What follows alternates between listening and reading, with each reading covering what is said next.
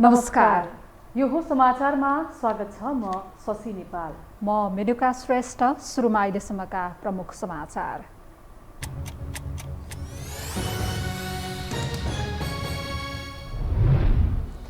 Ticket बाँडफाँडलाई लिएर दलहरूमा सकस। कङ्ग्रेसको कार्य सम्पादन बैठक अनिल तामाङरुममा लियो। एमालेमा पनि सचिवालय कमिटी बैठक बालकोटमा जारी। निर्वाचन आयोगले भोलिदेखि आचार संहिता उल्लङ्घन भए नभएको बारे कडाइका साथ अनुगमन गर्ने आफ्नो अनुकूल मनोनयन दर्ता गर्न दलहरूमा अपिल। एमसीसी सम्झौता पारित गरेको भन्दै अमेरिकी सांसद उत्साहित। नेपालको संसदलाई दिए धन्यवाद। आवश्यक सहयोगलाई थप निरन्तरता दिने प्रतिबद्धता। युक्रेन युद्ध अन्त्यका लागि राष्ट्रसङ्घमाथि चर्को दबाव। युद्ध समाधानका लागि राष्ट्रसङ्घका महासचिव गुटरेसले रुसी र युक्रेनी राष्ट्रपतिलाई भेटे। र आइपिएल टी20 क्रिकेटमा आज 2 खेल हुँदै कोलकाता र गुजरात तथा बेङ्गलोर र हैदराबाद बीच प्रतिस्पर्धा। अङ्क तालिका सुधार गर्ने सबै टोलीको लक्ष्य।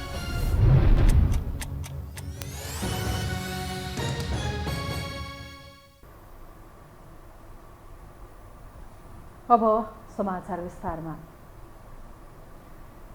महानगरपालिका र उपमहानगरपालिकाको मेयर र उपमहानगरपालिकाको उम्मेद्वार टुङ्गो लगाउन नेपाली कङ्ग्रेसको शीर्ष नेताहरूलाई सकस परेको छ। आज बिहानैदेखि चरणका छलफलहरू भइरहे पनि साँझसम्म पनि नेपाली कङ्ग्रेस निचोडमा पुग्न सकेको छैन। प्रधानमन्त्रीको सरकारी निवास बालुवाटारमा वर्तमान र पूर्व पदाधिकारी बीचको छलफल चलिरहेको छ। शीर्ष नेताबीच सहमति नजुटेका कारण कार्य सम्पादन समितिको बैठक पनि प्रभावित बनेको छ। नेताहरूबीच छलफल अहिले पनि जारी छ।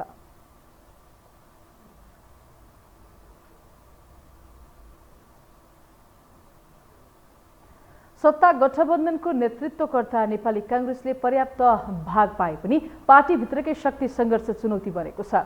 स्थानीय तह निर्वाचनमा महानगर र उपमहानगरको टिकट वितरणमा नेताहरू रस्ता कस्सीमा उत्रिएपछि विवाद चुलिएको हो। गठबन्धनका अन्य दलले समेत भाग बन्नमा असन्तुष्टि जनाएका छन्। एक रिपोर्ट। प्रधानमन्त्रीको सरकारी निवास बालुवाटारमा शुक्रबार मध्यरातसम्म नेपाली कङ्ग्रेसका नेताहरू रस्साकस्सीमा थिए। यसपटकको रस्साकस्सी मूलतः विराटनगर केन्द्रित थियो र मुख्य पात्रका रूपमा कङ्ग्रेस सभापति समेत रहेका प्रधानमन्त्री शेरबहादुर देउबा र नेता शेखर कोइराला बीच चर्काचर्की परेको हो, जुन शनिबार समेत टक्रावको विषय बनेको छ भने अझै टुङ्गिएको छैन। विराटनगर महानगरपालिकाको मेयरमा शेखरको रोजाइमा जिल्ला उपसभापति समेत रहेका नागेश कोइराला परिरहेका छन्। देउबा नागेशलाई पन्छ्याएर अमृत अरियाललाई ल्याउन चाहन्छन्। आफ्नै प्रभाव क्षेत्रमा देउबाले हस्तक्षेप नछोडेपछि आक्रोशित बनेका शेखर बालुवाटारमै देउबासँग पौठे जोरी खेल्न तम्सिएका हुन्। विवाद यी दुई पात्रका विषयमा मात्रै होइन, नेता कृष्ण प्रसाद सिटौला समेत तेस्रो पक्ष बनेर उभिएका छन्। उनी हालकै मेयर भीम प्राजुलीलाई दोहोर्याउन खोजिरहेका छन्। देउबा पक्षभित्रकै अर्को समूह भने प्रतिनिधि सभा सांसद समेत रहेकी डिला सङ्ग्रौलालाई मेयर बनाउन खोजिरहेका छन्। विराटनगरकै विषयले कङ्ग्रेसलाई गलपासो बनाएपछि अन्य स्थानमा गठबन्धन सहितको तालमेल मिलाउन झनै कठिन परेको छ। स्वाभाविक हो, केही नेताहरूले आफूलाई लोकप्रिय जनताका बीचमा देखाउनका लागि पनि हुनसक्छ र गठबन्धन गर्नुहुन्न भन्ने समूहको भावना बोलिदिएर त्यस्ता साथीहरूलाई सम्बोधन गर्न खोजेको पनि हुनसक्छ। त्यो पनि पार्टी हितमै हुन्छ। त्यसो भएको हुनाले यस्तो बेलामा निर्णय गर्ने बेलामा फरक विचारधारा ठाउँमा आउनुलाई लोकतान्त्रिक पद्धतिभित्रको यो सामान्य क्रियाकलापको रूपमा लिँदा हुन्छ। विराटनगर महानगर भागबण्डाको विषयमा कङ्ग्रेसभित्रै त्रिपक्षीय शक्ति टक्राव चर्किएपछि अन्य महानगरमा समेत उम्मेद्वार छनौटको विषय टुङ्गिएको छैन। ललितपुर महानगरपालिकामा संस्थापन पक्षकै नेताहरू बीच मतभेद देखिएको छ। केन्द्रीय सदस्यद्वय मदनमात्य र उदय शमशेरले फरक व्यक्तिको नाम अघि सार्दा उम्मेद्वार छनौटको विषय जटिल बन्दै गएको हो। हालका मेयर श्रीबाबु महर्जनकी अर्का नेता प्रेमकृष्ण महर्जनलाई उम्मेद्वार बनाउने विवाद बढ्दै गएको छ। कङ्ग्रेसको भागमा परेको काठमाडौँमा गठबन्धनबाट सृजना सिंहको नाम बल्ल तल्ल सहमतिका साथ अघि सरेको छ। आइतबार मनोनयनको समय छ। शनिबारसम्म उम्मेद्वारको टुङ्गो नै लागिसक्नुपर्ने हो। काङ्ग्रेस जस्तै अन्य महानगरमा भाग पाएका दलहरू समेत उस्तै दलका बावजुद उम्मेद्वार टुङ्ग्याउने दबावमा परेका छन्। चितवनमा प्रचण्ड पुत्री रेणु दाहाल सर्वसम्मत जस्तै देखिँदा वीरगञ्जमा जसपा अलमलमै छ। पोखरा महानगरमा एकीकृत समाजवादीले धनराज आचार्यलाई अघि सारेको छ। तर जिल्ला तहको बाँडफाँटमा चित्त बुझ्दो नभएको भन्दै एकीकृत समाजवादीका अध्यक्ष माधव कुमार नेपालले असन्तुष्टि जाहेर गरेका छन्। 5 दलीय गठबन्धनको बीचमा हाम्रो छलफल चलिरहेको छ, तर त्यो छलफल त्यति उत्साहवर्धक छैन। पहिलो चरणको हामीले जुन सहमति गरेका छौँ त्यो चाहिँ उत्साहवर्धक छ। हामीले महानगरपालिका र उपमहानगरपालिकामा केही पदहरूको बीचमा सहमति गरेका छौँ, तर नेकपा एमाले जितेको ठाउँमा पहिलो हक र दावा हाम्रो लाग्नुपर्छ। कुरो त ठिकै भएको थियो, तर अब के भएको छ भने सबैको आकांक्षा बढ्दो रहेछ। महानगरकै विषय गलपासो भन्दा उपमहानगर लगायतका तल्लो तहमा गठबन्धनबीच चुनावी तालमेलको प्रश्न खाका तयार भएको छैन। उपमहानगरको बाँडफाँटमा गठबन्धन सफल भए पनि उम्मेद्वार छनौटका विषयमा दलभित्रै अन्तरसङ्घर्ष चर्किएको छ। गठबन्धनका दल र आफ्नै पार्टीको शक्ति टक्रापलाई मिलाउनु पर्ने दबावमा परेको कङ्ग्रेस भने झन चिरा पर्न थालेको छ। उम्मेद्वारी दर्ताका लागि निर्वाचन आयोगले वैशाख 11 र 12 को समय दिएको छ, तर कुनै पनि प्रमुख दलले आइतबार उम्मेद्वारी दर्ताको छाड देखाएका छैनन्। 5 दलीय गठबन्धन विरुद्ध निर्वाचनको नीति बनाइरहेको एमाले भने गठबन्धनका उम्मेद्वारको अनुहार हेरेर मात्रै मनोनयन दर्ताको तयारीमा छ। यो हो टेलिभिजनका लागि सन्तोष विके थापा, काठमाडौँ। महानगरपालिका र उपमहानगरपालिकाको उम्मेद्वार टुङ्गो लगाउन नेकपा एमालेको सचिवालय बैठक बसिरहेको छ। पार्टी अध्यक्ष केपी शर्मा ओलीको निवास बालकोटमा बसिरहेको बैठकमा महानगर र उपमहानगरपालिकाको उम्मेद्वार टुङ्गो लगाउन एमालेको बैठक बसेको हो। बिहिबार बसेको सचिवालय बैठकमा महानगर र उपमहानगरको मेयर र उपमेयरको आकांक्षीहरूको नाम प्रस्तुत गरिएको थियो। एमालेमा महानगर र उपमहानगरपालिकाको मेयर र उपमेयरको उम्मेद्वार छनौटको अधिकार केन्द्रीय समितिलाई छ। स्थानीय तह निर्वाचनका लागि आइतबार र सोमबार मनोनयनको समय तोकिएको छ। मनोनयनको अघिल्लो दिन एमाले उम्मेद्वार छनौटका लागि गम्भीरता देखाएको छ।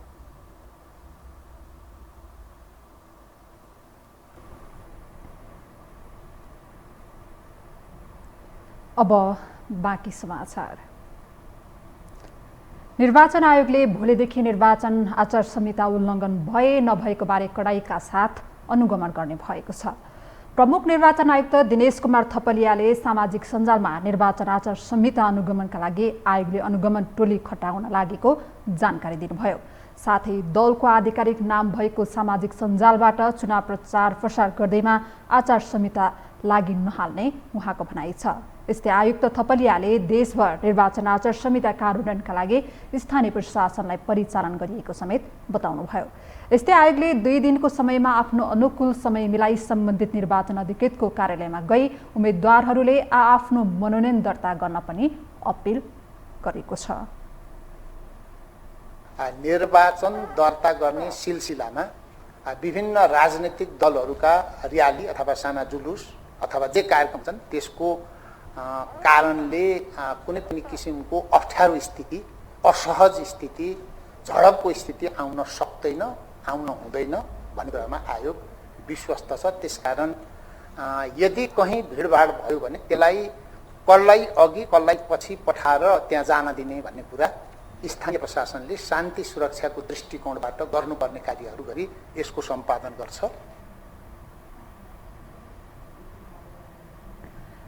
स्थानीय तह निर्वाचनका लागि वैशाख 11 गतेदेखि 12 गते बिहान 10 बजेदेखि साँझ 5 बजेसम्म उम्मेद्वारको मनोनयन दर्ता गर्ने कार्यक्रम रहेको छ।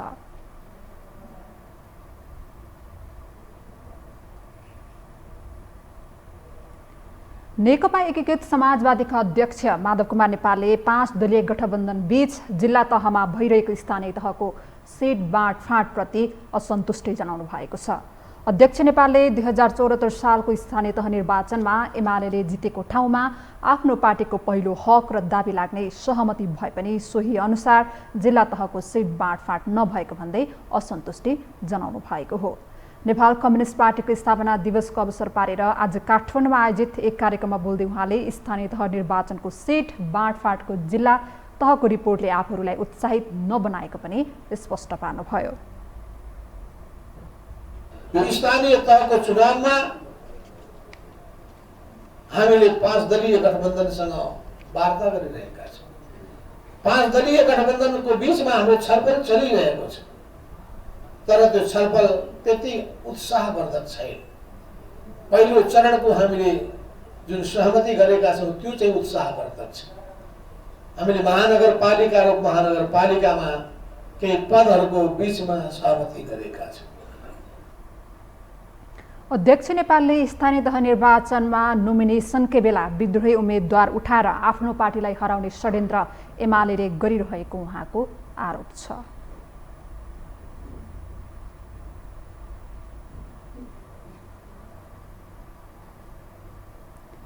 आसन्न स्थानीय तहको निर्वाचनको मिति नजिकिएसँगै चुनावी सरगर्मी बढेको छ।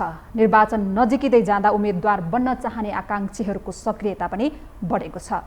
चुनावी प्रतिस्पर्धाका लागि बहालवाला जनप्रतिनिधिदेखि सांसद र मन्त्री समेत आकांक्षी बन्दा दलहरूलाई उम्मेद्वार चयन सकसपूर्ण बनेको छ। एक रिपोर्ट। मुलुक निर्वाचनको संघारमा छ। आगामी वैशाख 30 गते हुने स्थानीय तह निर्वाचन अब मात्र 20 दिन बाँकी छ। उम्मेद्वार छनौटको अन्तिम कसरतमा राजनीतिक नेतृत्व छन्। जति जति निर्वाचन मिति साँघुरिँदैछ, स्थानीय तह हाँक्ने इच्छा भएका आकांक्षीहरूको लर्को झन बढ्दो छ। स्थानीय तहको नेतृत्व गर्न चाहने आकांक्षीहरूमा बहालवाला जनप्रतिनिधि त छँदैछ, संघ र प्रदेश सांसददेखि मन्त्री बनिसकेका व्यक्ति समेत नगर, महानगर र उपमहानगरमा टिकट हत्याउन लागि परेका छन्। स्थानीय तह हाँक्ने भन्दै शीर्ष नेतृत्व रिझाएर सिफारिसमा समेत परेका छन्। यस्तै मध्येका एक हुन् प्रदेश 1 का सांसद गोपाल बुढाथोकी।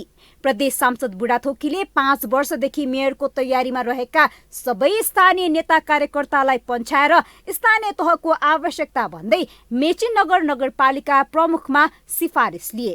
प्रदेश सभाको सांसद भएको मान्छे स्थानीय तहमा किन भन्ने कुरा भन्दा पनि आवश्यकताले जहाँ मान्छे चाहिँ पार्टीको कार्यकर्तालाई आवश्यकताले जहाँ निर्देशित गर्छ, जहाँ माग हुन्छ, जहाँ जिम्मेवारी लिनुपर्ने परिस्थिति सिर्जना हुन्छ, त्यहाँ जान मान्छेले तयार हुनुपर्छ भन्ने कुरा हो। पोर्टफोलियोको हिसाबले माथिल्लो पोर्टफोलियो भएको मान्छे तल जाने कुरा भनेर प्रचार गरिएको छ। अब यो चाहिँ आवश्यकताको सिद्धान्तको हिसाबले तल र माथि भन्ने कुरा समय परिस्थितिले निर्धारण गर्ने कुरा हो। महानगरहरूमा मन्त्रीहरूकै नजर परेको छ।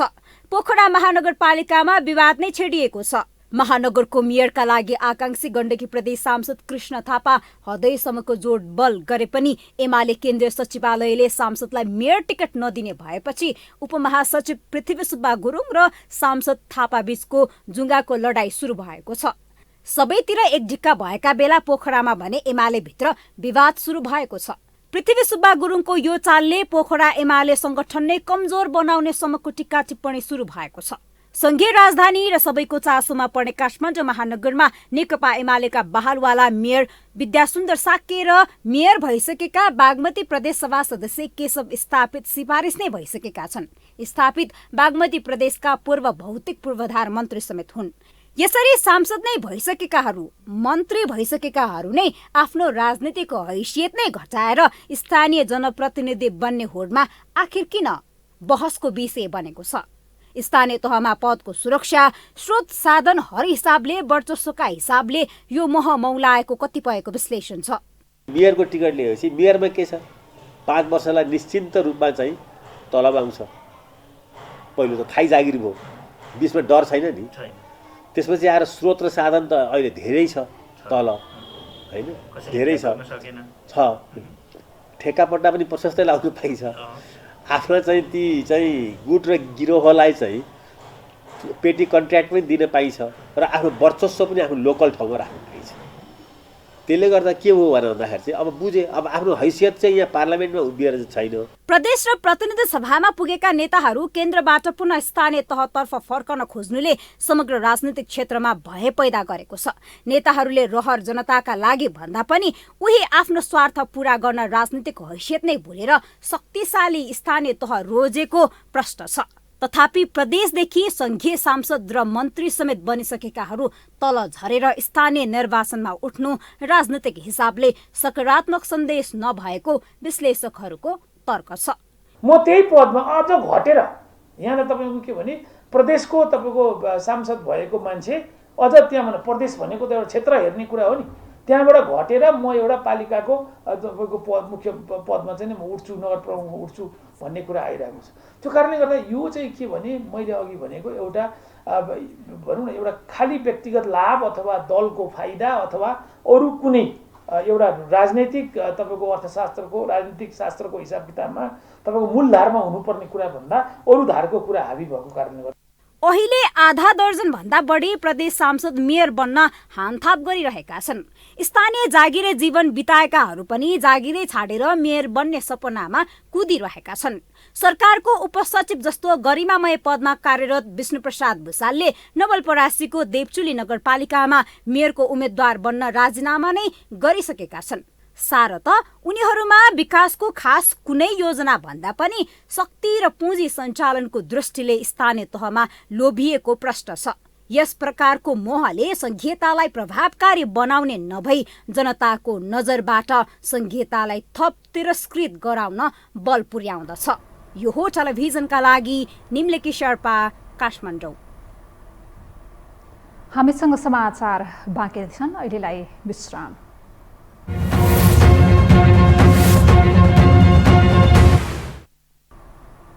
विश्रामपछि स्वागत छ। अब बाँकी समाचार। मन्त्री परिषदबाटै निर्णय गराएर राष्ट्र बैंकका गभर्नरलाई निलम्बन गरिएको विषय सर्वोच्चले उल्टाइदिएपछि अर्थमन्त्री जनार्दन शर्मा थप आलोचित बनेका छन्। आफैले निलम्बन गरेको गभर्नर कार्यालयमा पुनर्बहाली भएपछि अर्थमन्त्रीले मार्ग प्रशस्त गर्नुपर्ने आवाज उठिरहेको छ, किनकि अर्थमन्त्री र गभर्नर बीच द्वन्द्वको तुष रहिरह्यो भने समग्र अर्थतन्त्र प्रभावित बन्ने खतरा छ। एक रिपोर्ट। अर्थमन्त्री जनार्दन शर्माका लागि गभर्नर महाप्रसाद अधिकारीको निलम्बन औँसीमा किनेको पूर्णिमा फाटेको जस्तो भयो। शर्माकै दबावमा सरकारले चाहिँ 24 गते राष्ट्र बैंकका गभर्नर अधिकारीलाई निलम्बन गरेको थियो। सरकारी कदम विरुद्ध वैशाख 4 मा अदालत गएका गभर्नरलाई मन्त्री परिषदको निर्णय उल्ट्याएर सर्वोच्चले पुनर्बहाली गरिदिएपछि उनी हाँसी खुसी पदमा फर्किएका छन्। तर अर्थमन्त्री शर्मा नैतिक प्रश्नको कठघरामा छन्। विगतका अभ्यासलाई हेर्दा नैतिकताकै आधारमा अर्थमन्त्री पदमा बस्न सुहाउँदैन, तर पनि आफूबाट भएको बदनियतप्रति गल्ती महसुस गर्दै राजीनामा दिनुपर्ने उनी चिनीको नाम जपेर मुख गुलियो बनाउने तयारी चलाइरहेका छन्। म त केही समय तपाईँको चाहिँ नि जापान जस्तो मुलुकमा मैले बिताएँ होइन, जहाँ मान्छे तपाईँको चाहिँ आफू आफ्नो पदको दायित्वबाट कुनै त्यहाँ सानो त्रुटि भयो भने पनि उसले त राजीनामा दिन्छ। त्यहाँ त मान्छे त आत्महत्या गरेसम्म गरेको तपाईँको उदाहरणहरू छ होइन। त उसको पदमा कुनै गल्ती भयो, सेवा दिन कुनै त्रुटि भयो भने त्यो मान्छेले त राजीनामा दिने र छोड्ने, त्यस्तो किसिमको एउटा नैतिकता आदर्श होइन भएको ठाउँहरू पनि छ। म त्यहाँ तपाईँको बसेँ।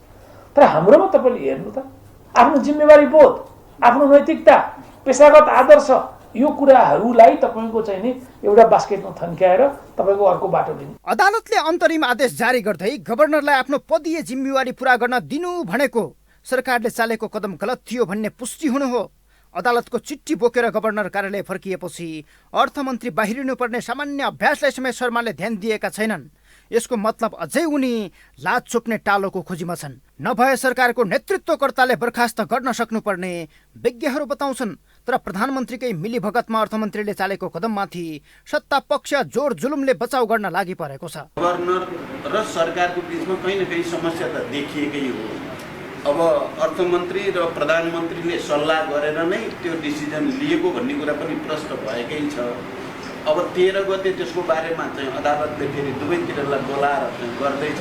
त्यसपछि मात्रै वास्तवमा के भएको भन्न सकिन्छ। सत्ता गठबन्धनको नेतृत्वकर्ता नेपाली कांग्रेस भित्रैबाट अर्थमन्त्री शर्मा असफल भएको टीका टिप्पणी भइरहेका छन्। 2 दशक अघि आफूले हटाएका गभर्नर तिलक रावललाई सर्वोच्चले पुनर्बहाली गरिदिएपछि तत्कालीन अर्थमन्त्री महेश आचार्यले नैतिकताका आधारमा राजीनामा दिएको तथ्यलाई नबिर्सिन उनीहरूको सुझाव छ। अन्य दल मात्रै होइन, जनस्तरमा समेत अर्थमन्त्री शर्माको कार्यसम्पादनलाई लिएर असन्तुष्टि चुलिएको छ। वैशाख 13 मा सर्वोच्चले दुवै पक्षलाई बोलाएर अन्तिम फैसलाको तयारी गरेको छ। तथापि आदेश नै अन्तिम फैसलाको सङ्केत हो भनेर बुझ्न मुस्किल छैन। एकचोटि अदालतले जुनसुकै कारणले भनौँ न फर्काइसकेपछि फेरि त्यहाँबाट होइन उसलाई त फिर्ता बोलाउनुपर्छ भन्ने कुरो धेरै हुनै सक्दैन भन्छु म है। यो सबै कुरा सोच विचार गरेरै अदालतले निर्णय गरे होला हुन त। तर फेरि तपाईँले भन्नुभएको दुईटाको बिचमा चाहिँ क्ल्यास छ भन्नुभयो नि, त्यो क्ल्यासलाई उहाँहरूले तताएको पानीले बाफ उमाले जस्तो गरेर उमाल्नु पर्ने हुन्छ क्या अब त्यो लिएर बस्ने दोइलाई त्यो चाहिँ उहाँहरूले सौख पाल्न सक्नुहुन्न। अर्थमन्त्री निकट पृथ्वी बहादुर शाहको शङ्कास्पद 40 करोड रकम राष्ट्र ब्याङ्कले फुकुवा नगरिदिएको झोकमा गभर्नरलाई निलम्बन गरिएको हो।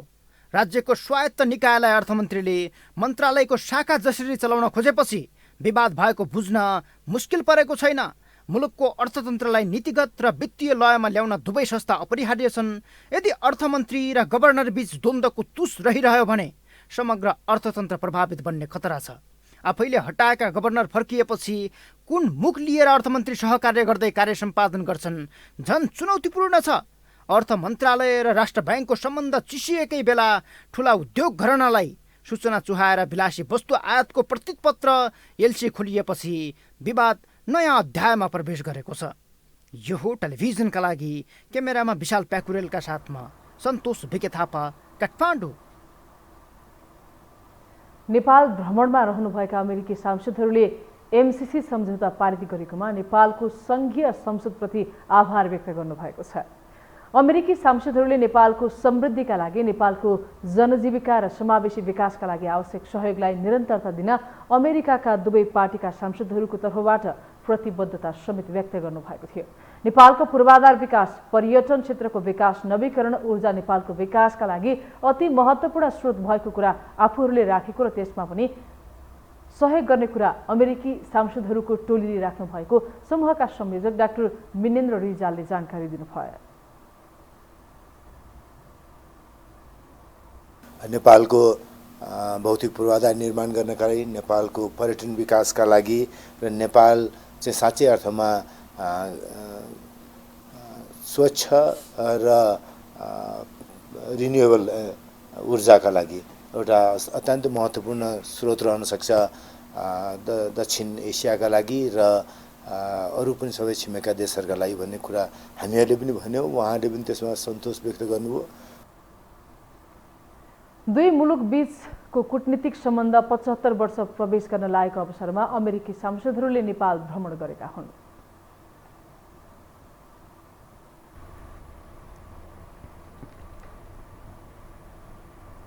अब बाँकी समाचार। मौसम अनुकूल नहुँदा विभिन्न स्वास्थ्य सम्बन्धी समस्या देखा पर्न थालेको भन्दै विज्ञहरूले विशेष सतर्कता अपनाउन जोड दिएका छन्। जलवायुजन्य परिवर्तनका कारण पछिल्लो समय नेपालमा मौसम एकनासको हुन नसकेको र यसले मानव स्वास्थ्यमा गम्भीर असर पार्न थालेको भन्दै विज्ञहरूले सतर्कता अपनाउनमा जोड दिएका हुन्। अल्का अस्पतालका जेनरल फिजिसियन डाक्टर प्रेम पाण्डेले अहिले मौसम परिवर्तन भइरहेको र यसले बालबालिका, वृद्ध र गर्भवती महिलाको स्वास्थ्यमा गम्भीर असर पार्ने भएकाले त्यसतर्फ सचेत रहन आग्रह गर्नुभयो। कम हुन्छ, डबल बर्ड दुईटा ज्यान हुन्छ, त्यही भएर इम्युनिटी कम। यस्तो मान्छेहरूलाई चाहिँ नि अब यो झाडा पखाला, यो मौसम चेन्जले गर्दा धेरै रोगहरू लाग्ने चान्स हुन्छ। अब यस्तो मान्छेहरूलाई सकेसम्म अब त्यही हो, बटम लाइन त त्यही नै आउँछ, खानेकुराहरू राम्ररी प्रपर वेमा खाने, डायट प्लान अनुसार बाहिर ननिस्किने, धेरै पोल्युसनहरूमा नहिँड्ने होइन, अनि पानी त खाँदाखेरि पनि तताएर खाने, बाहिरको खाना सकेसम्म अभोइड गर्ने।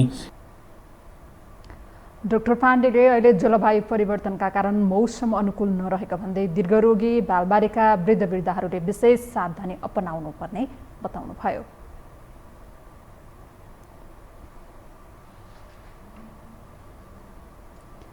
आज वैशाख 10 नेपाली महिला आरोहीले सगरमाथामाथि विजय प्राप्त गरेको दिन।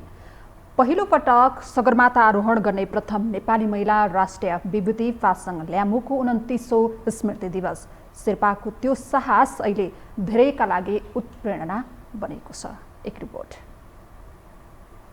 राष्ट्रिय विभूति नेपाल तारा अलङ्कारबाट पुरस्कृत सशक्त, साहसिक र प्रेरक प्रथम नेपाली महिला आरोही स्वर्गीय पासाङ ल्यामु शेर्पाले विश्वको सर्वोच्च शिखर सगरमाथा चुमेको 29 वर्ष पूरा भएको छ। शेर्पाले सन् 1993 अप्रिल 22 विक्रम सम्वत 2050 साल वैशाख 10 गते सगरमाथाको ऐतिहासिक सफल आरोहण गरेका थिए। सगरमाथा आरोहण सकेर फर्किने क्रममा शेर्पाको निधन भएको थियो। सन् 1961मा सोलुखुम्बुको चौरेखर्क सुर्केमा जन्मिएका शेर्पाको साहसिक कामको सम्मान गर्दै सन् 2002मा सरकारले राष्ट्रिय विभूति घोषणा गरे भने नेपाल तारा अलङ्कारले विभूषित गरे। पूर्ण कदको शालिग निर्माण मात्र गरेन, शेर्पाको फोटो सहितको हुलाक टिकट समेत प्रचलनमा ल्याएको थियो। सगरमाथा आरोहण गर्ने पहिलो महिला जापानकी जुन्की ताबेई हुन्। पासाङ लम्बुसँगै आरोहणमा सहभागी भएकी मध्येकी एक लाक्पाफुटी शेर्पा उनको साहस र दृढताको यसरी प्रशंसा गर्छन्।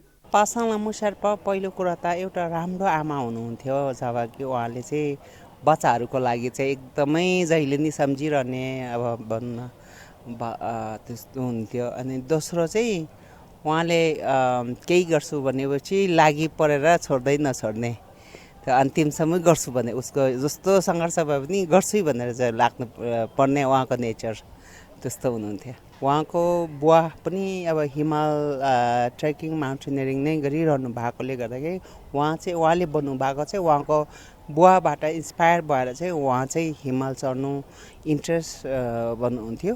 र अब उहाँ चाहिँ के भने विदेशी महिलाहरूले चाहिँ हाम्रो हिमाल चढ्छ भने हामी नेपाली नै किन नचढ्ने भन्ने उहाँको त्यो थियो र मेरो पनि त्यही थियो। जुन समय नेपाली महिला घर धन्दामा सीमित थिए, 3 सन्तानकी आमा पासाङ लम्बुले परम्परागत रीतिरिवाजबाट ग्रसित समाजलाई चुनौती दिँदै विश्वको सर्वोच्च शिखर चुम्ने आँट गरिन्। उनको यो आँटको मुक्त कण्ठले प्रशंसा गर्नेहरूको कमी छैन। पासाङ लम्बुले अहिलेका पुस्तालाई आरोहण र आँटिलो बन्न दिशानिर्देश गरेको महिला पर्यटन उद्यमीहरू बताउँछन्। उहाँको फेरि यस्तो छ कि केटाकेटी हुँदा पनि केटाकेटीलाई छोडेर तर यो मेरो ध्येय यो हो, म क्लाइम गर्छु भनेर गर्ने त्यस्तो उहाँलाई जुन थियो नि स्पिरिट, उहाँको स्पिरिट वाज ग्रेट। नेपालीहरूले पनि सक्छ है, त्यो माथि पनि महिलाले अहिलेसम्म गणना नगरेकोलाई उहाँलाई गनाइदिनु हो नि उहाँलाई। So that's what we should be very proud of कि उहाँले बाटो देखाइदिनु भयो। जुन महिलाहरूले गर्नु नहुने काम, जुन नगर्ने कामलाई पनि उहाँले गरेर देखाइदिनु भयो, बाटो देखाइदिनु भयो। त्यस्तो बाटो अहिले पनि सबैले त्यसलाई लिएर एउटा इक्जाम्पल लिएर अगाडि बढ्नु। पासाङ लम्बु शेर्पाको साहस र त्याग नेपालका लागि मात्र नभई समग्र आरोहण क्षेत्रका लागि महत्त्वपूर्ण कदम बनेको छ। हिमालमय नेपाललाई हिमाल आरोहणमा प्रेरित गरेको छ।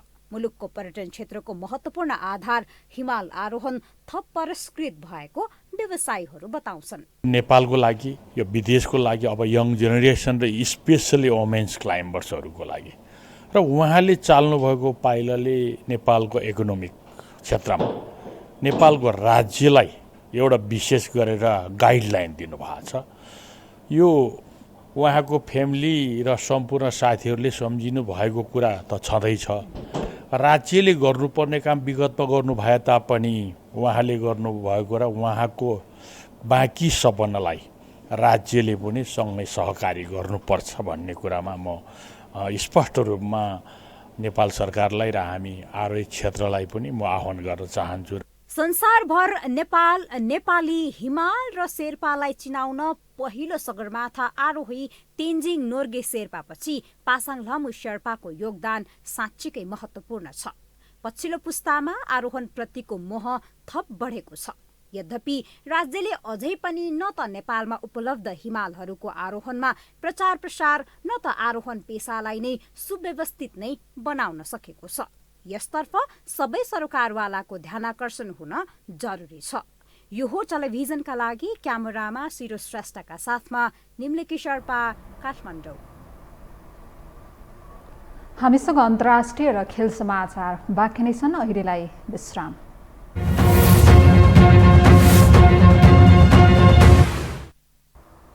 विश्रामपछि पुनः स्वागत छ। अब पालो अन्तर्राष्ट्रिय समाचारको।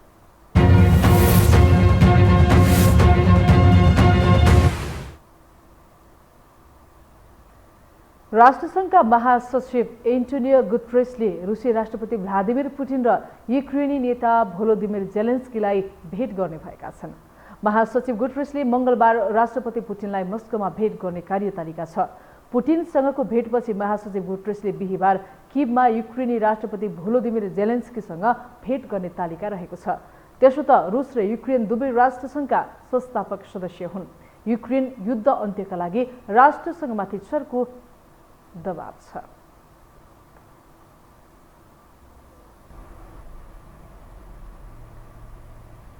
अब पालो खेल समाचारको।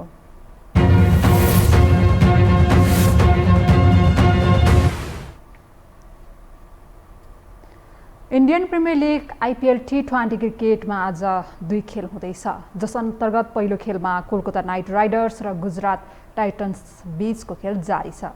कोलकाता आज चौथो जित निकाल्ने योजनामा छ भने गुजरात छैटौँ जितको खोजीमा छ। यस्तै अर्को खेलमा रोयल च्यालेन्जर्स बेङ्गलोर र सनराइजर्स हैदराबाद बीच प्रतिस्पर्धा हुँदैछ। यी दुई टोली बीचको खेल अब केही बेरमा सुरु हुँदैछ। अब मौसम सम्बन्धी जानकारी।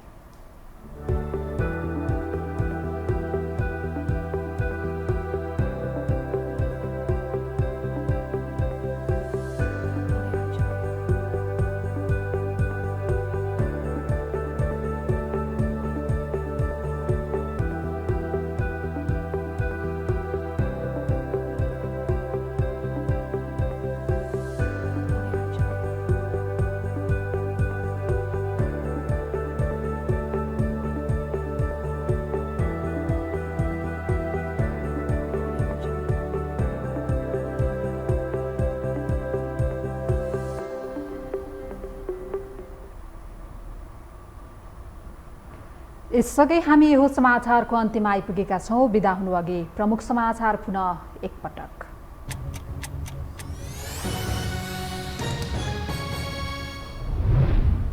टिकट बाँडफाँडलाई लिएर दलहरूमा सकस। कांग्रेसको कार्यसम्पादन बैठक अन्यल तामाइरुमा लियो। एमालेमा पनि सचिवालय कमिटी बैठक बालकोटमा जारी। निर्वाचन आयोगले भोलिदेखि आचार संहिता उल्लङ्घन भए नभएको बारे कडाइका साथ अनुगमन गर्ने आफ्नो अनुकूल मनोनयन दर्ता गर्न दलहरूमा अपिल। एमसीसी सम्झौता पारित गरेको भन्दै अमेरिकी सांसद उत्साहित। नेपालको संसदलाई दिए धन्यवाद। आवश्यक सहयोगलाई थप निरन्तरता दिने प्रतिबद्धता।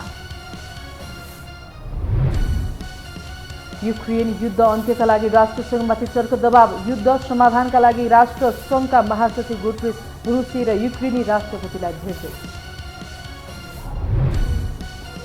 र आइपिएल T20 क्रिकेटमा आज 2 खेल हुँदै कोलकाता र गुजरात तथा बेङ्गलोर र हैदराबाद बीच प्रतिस्पर्धा। अङ्क तालिका सुधार गर्ने सबै टोलीको लक्ष्य।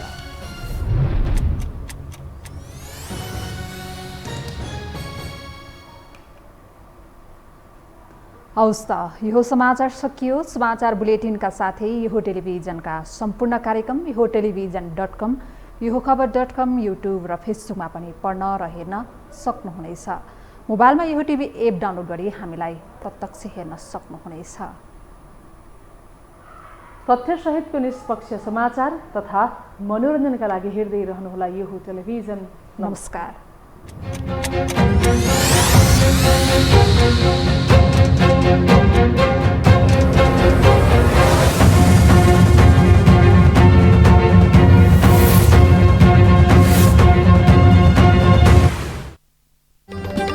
यो हो समाचारको साथमा Bravo Bank, a reason for your success.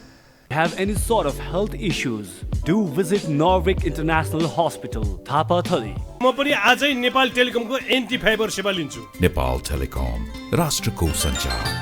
Shri Laligurans बहुउद्देश्यीय सहकारी संस्था लिमिटेड, मुख्य कार्यालय Pulchowk Lalitpur. Nepal Bharat Maitri hospital and Nepal chest centre, Mitra park Chabahil, connecting people through health. आफ्नो नयाँ जीवनको सुरुवातको दिशा तपाईँ रोज्नुहोस्, त्यो बाटो हिँड्न हामी मद्दत गर्नेछौँ।